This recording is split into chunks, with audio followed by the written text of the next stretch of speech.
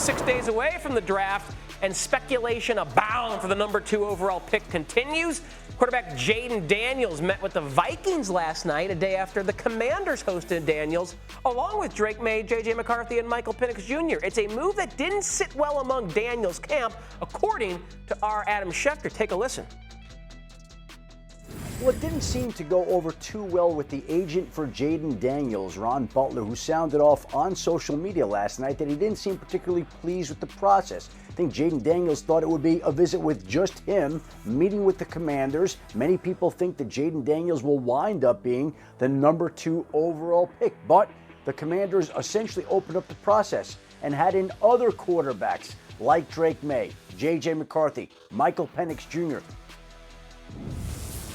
All right, Daniels had been as high as a minus 350 favorite to go number 2 overall just yesterday. That bet had gotten more tickets than any other NFL draft wager at ESPN BET. People are locked into this number 2 selection. But in the last 30 hours, Daniels' odds have crashed from minus 350 to minus 135. Drake Maye is now even money to be the number 2 overall selection. So perhaps EKD Matt Miller can help us out. And what's going to happen with this number 2 overall pick? He joins us now as one of our NFL draft experts here at ESPN. Matt, the odds are implying that there's a real chance it's May that hears his name called number 2 overall to the Commanders. Are you putting stock into that?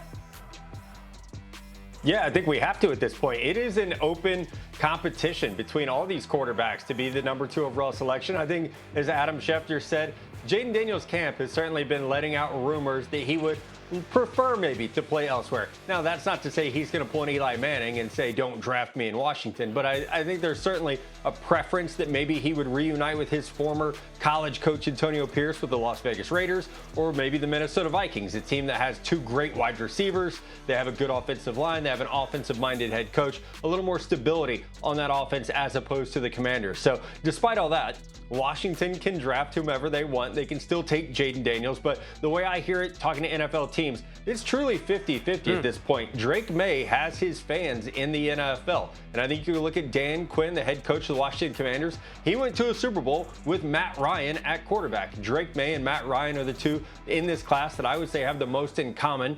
Definitely different than Jayden Daniels, who is a dual threat, more of a runner and a deep ball thrower than someone who's going to carve you up intermediately. So there's a lot of intrigue. I know we've all thought the draft might start at pick number 3. Let me tell you, the draft starts at pick number 2 because we can assume Washington will do one thing because they hired Cliff Kingsbury as their offensive coordinator.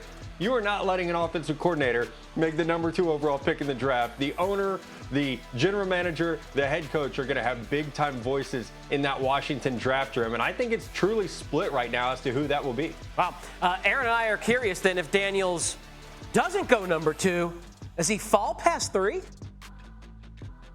No, absolutely not. It's going to be a short wait for him on draft night. If he doesn't go 2, I think the New England Patriots would love to draft Jayden Daniels at number 3 overall. That is a team now with a defensive-minded head coach in Jerod Mayo. One thing you ask yourselves a lot when evaluating prospects is, hey, would I want to have to coach against this guy? And I'm sure Jerod Mayo is answering that question and saying, absolutely not would I want to coach against Jayden Daniels because of the dual threat ability. So I think the Patriots would take him at 3, or they would do as their director of scouting, Elliot Wolf, has said, they would answer the phone. They are open for business, so they would certainly listen to offers for that pick, and if they like Jayden Daniels, which I think they do, they would make him that selection at number 3. All right, Matt Miller helping us out here on ESPN Bet Live. We appreciate it, Matt. Enjoy the weekend and look forward to chatting again before the draft.